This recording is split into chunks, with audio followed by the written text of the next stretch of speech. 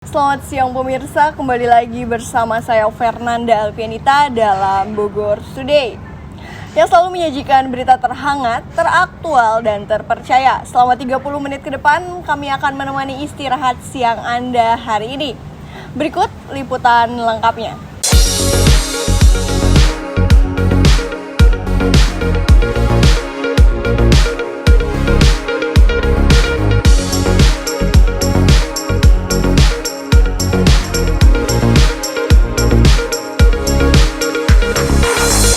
Berita pertama datang dari bidang pendidikan, pembatasan waktu kegiatan di area dalam kampus. Kampus yang seharusnya menjadi wadah bagi mahasiswa menyalurkan minat dan bakat, kini mengalami pembatasan kegiatan hanya sampai jam 8 malam.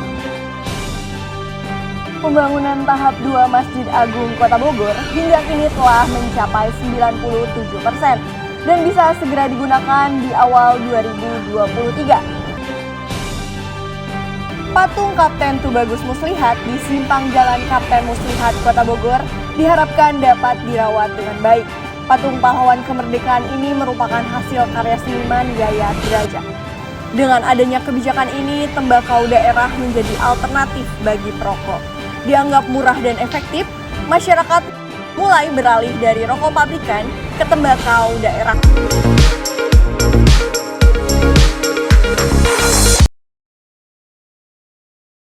Berita pertama datang dari bidang pendidikan, pembatasan waktu kegiatan di area dalam kampus. Kampus yang seharusnya menjadi wadah bagi mahasiswa menyalurkan minat dan bakat, kini mengalami pembatasan kegiatan hanya sampai jam 8 malam. Menurut surat edaran nomor 9 tahun 2023 yang dikeluarkan oleh Rektorat, tentunya hal tersebut memiliki pro dan kontra dari pihak mahasiswa maupun pihak para dosen. Lantas bagaimana para mahasiswa yang sering mengerjakan tugas di malam hari menggunakan fasilitas dari kampus? Berikut informasi yang akan kami tayangkan. Pembatasan jam kegiatan di kampus berawal dari keluhan warga sekitar yang disebabkan adanya kebisingan dari dalam area kampus. Mahasiswa tetap diperkenankan melakukan kegiatan yang menjunjung tinggi nilai kreativitas, tetapi perlu diingat agar tidak mengganggu aktivitas orang lain. Hanya Universitas Pakuan yang terlalu bebas. Universitas itu bukan membatasi kreativitas. Baca makanya surat yang benar. Jadi tidak membatasi kreativitas, boleh Anda berkreativitas apapun, tapi dengan catatan jangan sampai mengganggu warga, mengganggu orang lain gitu loh. Kan mereka juga butuh untuk tempat tidur dan sebagainya, butuh istirahat. Kalau mau buat acara yang sifatnya besar dan sebagainya, saya anjurkan lebih baik di luar Universitas Pakuan, seperti di lapangan, di gor dan sebagainya. Itu kan lebih aman, lebih efektif gitu loh. Ngerti gak mas saya? Tapi kalau Anda mau buat acara seminar, workshop, bagaimana caranya supaya Anda lulus langsung kerja atau menciptakan lapangan pekerjaan, di sini tempatnya nih gitu. Anda kan sebentar lagi lulus nih, mau selamanya jadi pengangguran atau bagaimana gitu. Itu yang harus Anda pikirkan, bukan masalah acaranya atau ininya. Itu yang lebih penting, muatan-muatan nilai tambah itu. Kasihan orang tua Anda ngulain Anda, tiba-tiba Anda lulus sarjana jadi pengangguran gitu.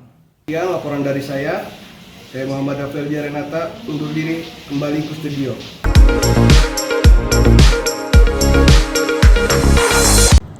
Pemirsa, pelaksanaan ujian akhir semester genap tahun ajaran 2022-2023 di Fakultas Ilmu Sosial dan Ilmu Budaya Universitas Pakuan Bogor akan diselenggarakan pada 16 Januari.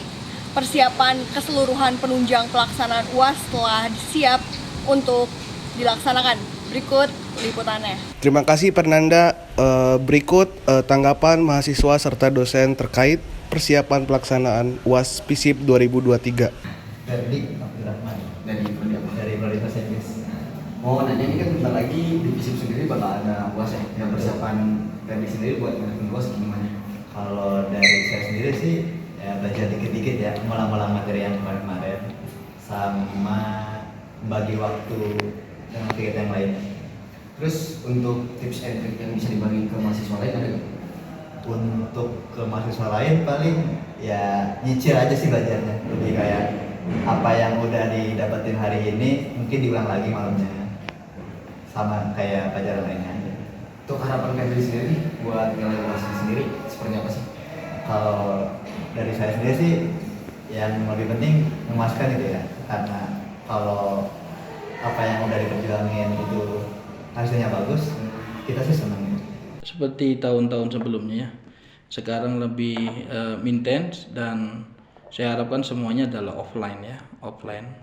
Tapi ada juga yang mahasiswa yang mintanya project, dosen juga mintanya project, maksudnya take home gitu. WS take home, WS tugasan bagi ada juga. Tapi 80% semuanya adalah offline. 80% offline. Saya harapkan offline karena online cenderung banyak nyontek.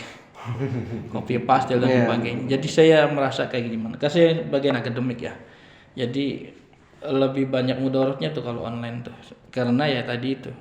Mungkin kalau project sih nggak masalah, kayak tugas gitu ya nggak ada masalah. Mau online, tapi kalau yang sifatnya teori dan sebagainya mendingan offline aja deh. Saya lebih safety itu. Demikian laporan yang dapat saya sampaikan.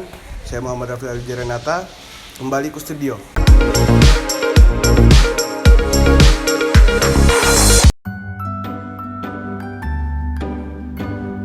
Woi, angkat kakinya. Jatuh lo, jatuh. Ayo lo. Jangan duduk lo. Weh, oke juga lo Maisa. Dari tadi belum jatuh. Anak taekwondo lo.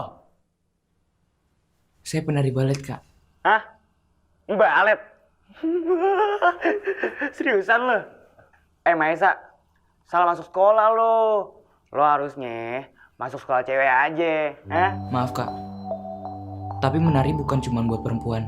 Oh, pinter lo ya ngajarin gue. Hah? Ya udah, nari lo sekarang. Gue mau lihat masih jantan gak lo kalau ngebalet. Itu pakai kostumnya sekalian. Sama sepatu yang lancip tuh.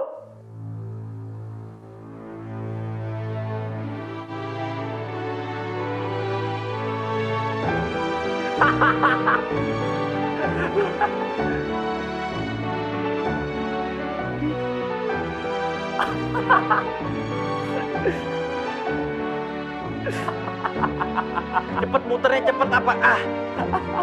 Nah gitu, nah kayak gangsing.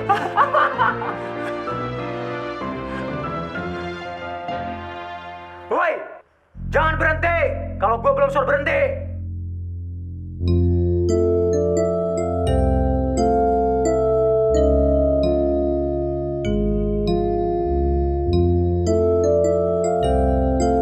Cepetan pakai lipstick.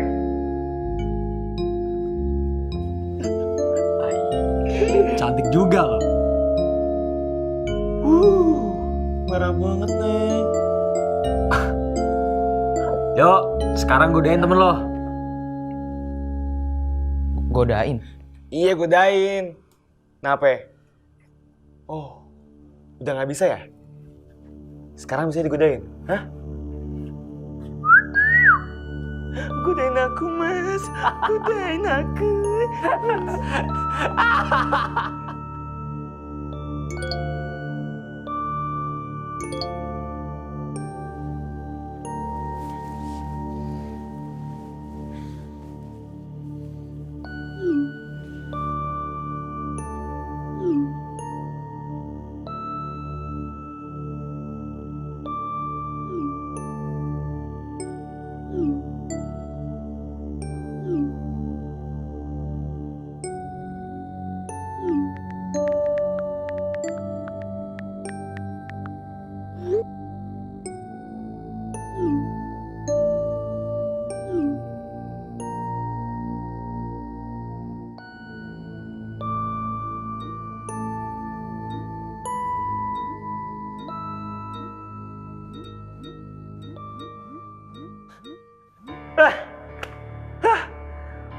Wah, parah.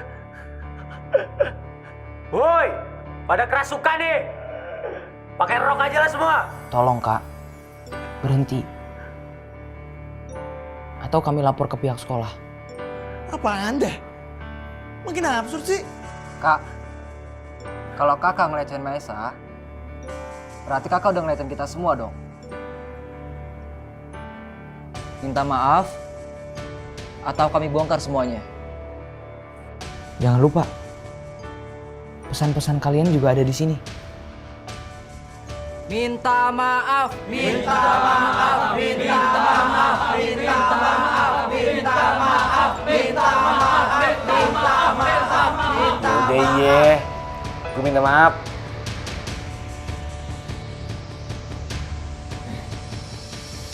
Ya, saya minta maaf.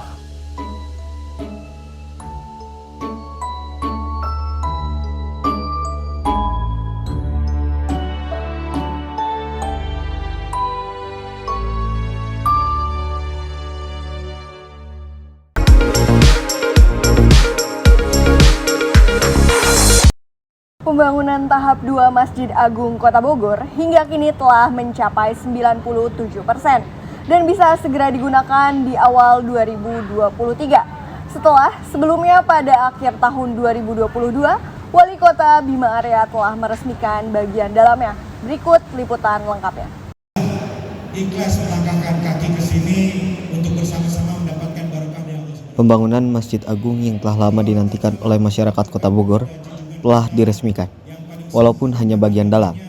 Hal tersebut disambut baik oleh masyarakat yang hadir dalam kegiatan tersebut.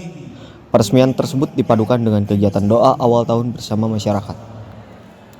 Wali Kota Bogor, Bima Arya, menyampaikan lamanya pengerjaan Masjid Agung dikarenakan permasalahan konstruksi bangunan. Memang karena di awal ada beberapa persoalan terkait dengan konstruksi bangunan sehingga harus disempurnakan dan diperbaiki. Baik, itulah laporan saya, Regi Pratama Pasudewa, dari lokasi Masjid Agung Bogor terkait peresmian Masjid Agungnya. Baik, terima kasih Regi atas laporannya. Baik pemirsa, kita kembali ke berita selanjutnya. Patung Kapten Tubagus Muslihat di Simpang Jalan Kapten Muslihat Kota Bogor diharapkan dapat dirawat dengan baik. Patung pahlawan kemerdekaan ini merupakan hasil karya seniman Yayat Derajat. Baik Fernanda, terima kasih. Saat ini saya sedang berada di Jalan Kapten Muslihat yang tepatnya di bawah patung Kapten Muslihat yang telah diresmikan pada tanggal 25 Desember tahun 2022. Saat ini saya ingin menanyakan untuk mengenai patung Muslihat kepada masyarakat sekitar. Patung Kapten Muslihat adalah sebuah ikon sejarah di Kota Bogor yang menggambarkan sebuah pahlawan perjuangan zaman dahulu gugurnya Kapten Muslihat pada tanggal 25 Desember tahun 1945. Ya bagus lah ya buat ikon sejarah kali ya buat Kota Bogor ya. Terus lokasinya juga mungkin dibilang tepat sehingga cuman emang dulu katanya menurut sejarah itu lokasinya emang di sini. Menurut sejarah. Jadi bagus lah buat ikon sejarah Kota Bogor ya. Ya nggak apa-apa, bagus, malahan mengenang perjuangan sih. Perjuangan. Iya. Perjuangan dari zaman dahulu ya Pak. Iya. Ya, bagus lah, buat itunya. Tapi daripada teman-teman kita jauh dari sini ya. Bagus sih.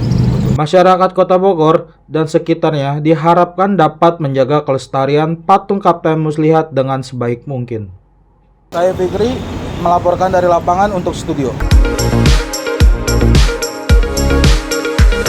Pemirsa, naiknya harga cukai setiap tahun serta ditambahnya kebijakan larangan rokok ketengan, hal ini membuat pro kontra di lapisan masyarakat.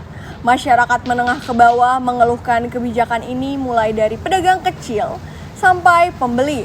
Dengan adanya kebijakan ini, tembakau daerah menjadi alternatif bagi perokok. Dianggap murah dan efektif, masyarakat mulai beralih dari rokok pabrikan ke tembakau daerah. Berikut liputan lengkapnya.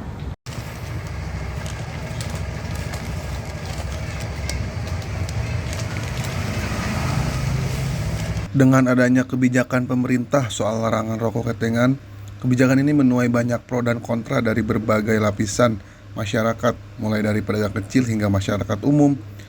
Saya membuka toko tembakau itu sudah hampir setahun, dan untuk perkembangannya ya awal-awal mungkin karena di sini belum terbiasa dengan tembakau ya, belum terbiasa dengan rokok yang dilinting sendiri.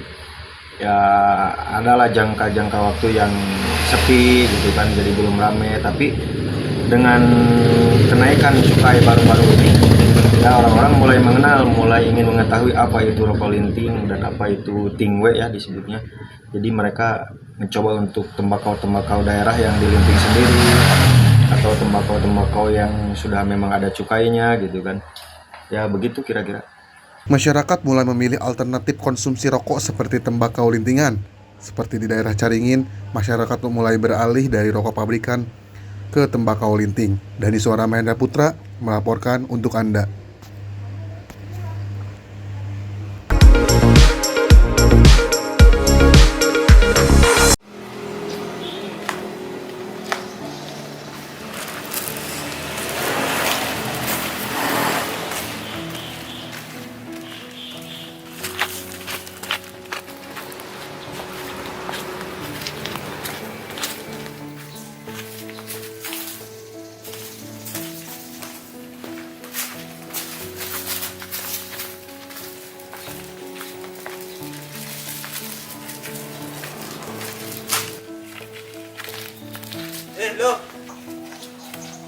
Lo kalau habis makan bungkusnya buang tempat sampah dong. Loh, ya mau sampah kan gua. Kenapa lu yang sewot? Lah nih anak, udah dibilangin malah nyolot lo.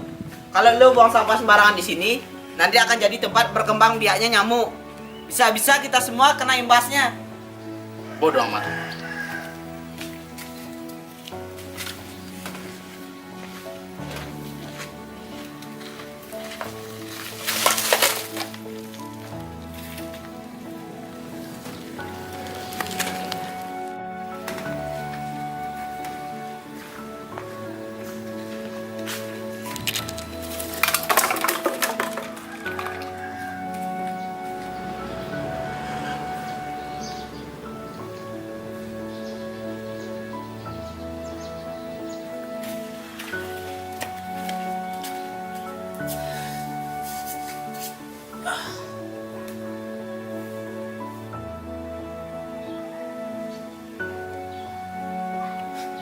Apa nih? Apa nih?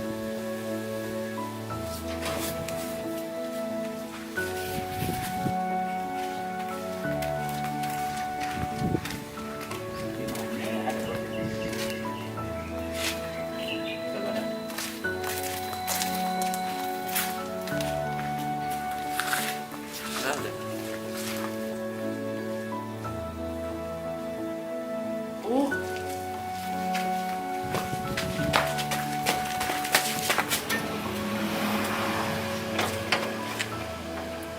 Siapa sih yang muat sampah di sini?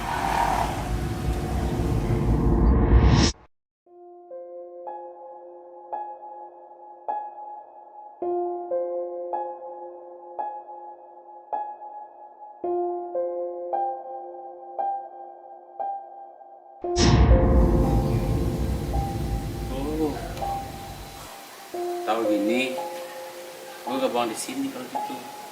Obat.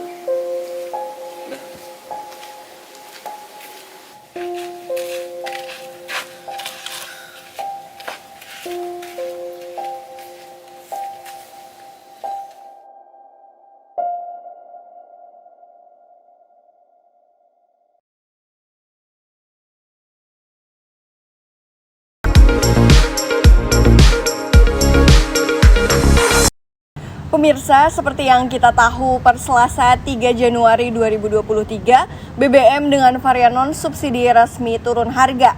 Salah satunya Pertamax yang tadinya Rp13.000 menjadi Rp12.800.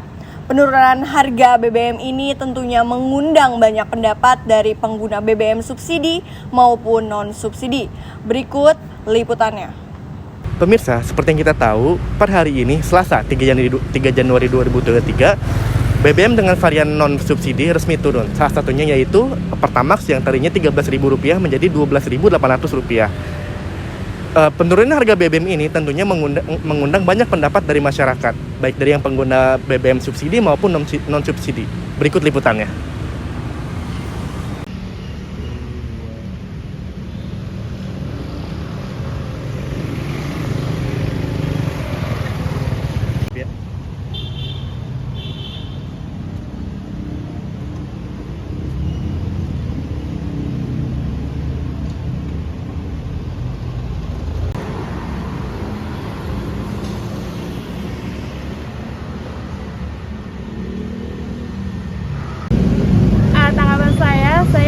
pengguna BBM non subsidi, dengan adanya penurunan BBM ini saya merasa sangat puas ya, walaupun penurunannya tidak tinggi seperti kayak kenaikannya, tapi saya di sini merasa cukup puas aja dan bisa membantu masyarakat lainnya juga.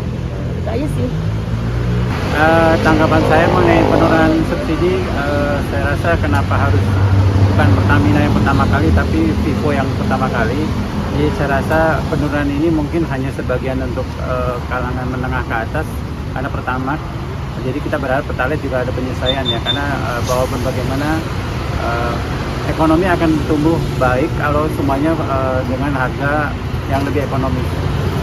Tanggapan saya terasa hanya turun sekitar 2.000 itu udah nggak ada impact yang apa-apa karena itu hanya di pertama. Itu aja. Banyak dari pengguna BBM subsidi juga berharap penurunan harga juga terjadi pada BBM subsidi. Dari Pajajaran Kota Bogor, Fazri Yoga melaporkan.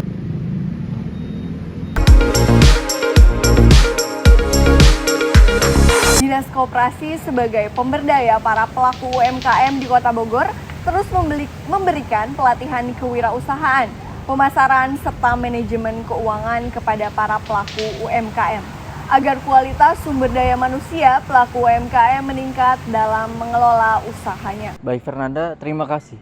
Saat ini saya sedang berada di depan kantor Dinas Koperasi dan UKM Kota Bogor untuk melaporkan peranan Dinas Koperasi terhadap pelaku UMKM Kota Bogor. Kali ini saya akan mewawancarai Ibu Ratna Wulandari selaku pengembang kewirausahaan. Siang Ibu, saya Hafiz dari Universitas Pakuan. Mau wawancarai Ibu selaku analis pengembang kewirausahaan ahli muda. Pengembang kewirausahaan ahli muda. Sekarang udah berganti. Nama Ibu sebelumnya siapa? Ratna Wulandari. Ratna Wulandari. Oke Ibu. Yang pertama, bagaimana Dinkop UMKM Kota Bogor membantu para pelaku UMKM di Kota Bogor? Ya, kita paling membantu dalam pemasaran produknya ya. Seperti kita punya yang namanya Gapura, galeri produk usaha rakyat. Di situ para UKM bisa memasarkan produknya bagi UMKM yang belum mempunyai izin seperti PRT maupun halal. Juga kita ada mobil merak, mobil edar ragam kreasi. Jadi para UMKM itu bisa menitipkan produknya untuk dijual di mobil merak itu. Jadi mobil merak itu adanya di pusat keramaian seperti di Bank BJB Kapten Muslihat, di Taman Helang setiap hari Minggu gitu. Gitu. Jadi sistemnya tuh penitip aja gitu ya? Iya, memasarkan produk. Ada lagi kita sudah kerjasama dengan Transmart, kerjasama dengan Lapis Bogor Sangkuriang, kerjasama dengan Bandung Kunafe untuk memasarkan produk-produk UMKM. Nah, selain mobil tadi yang Ibu jelasin, yang disediakan tuh apa aja sih dari Dinkop ini? Ya, kita juga ada tuh namanya etalase tuh. Nanti etalase itu ditaruh di hotel-hotel untuk memasarkan produk-produk UMKM juga. Etalase dan bot. Oh, booth ya? Booth. Nah, untuk si pelaku UMKM ini kalau mau daftar jadi bagian tuh gimana sih Bu? Bisa datang ke sini UMKM-nya, nanti dibantu sama anak-anak muda. Jadi mereka harus buat NIB dulu. Ya, jadi di kita tuh ada yang namanya sistem sarana dan promosi yang dinamakan solusi. Nah, jadi para UMKM itu nanti didaftarkan jadi masuk menjadi UMKM binaan dinas kita, Dinas Koperasi Usaha Kecil Menengah Perdagangan dan Perindustrian. Oh iya, untuk NIB itu sendiri apa sih? NIB itu nomor induk usaha, nomor induk berusaha. UMKM merupakan usaha yang merujuk pada perorangan sesuai dengan kriteria yang telah ditetapkan. Di Kota Bogor, para pelaku UMKM turut dibina oleh Dinas Koperasi dalam menjalankan usahanya. Pelaku UMKM Kota Bogor dapat menitipkan produknya di mobil ragam kreasi. Dinas juga menyediakan etalase dan bot bagi para pelaku UMKM yang mau mendaftar.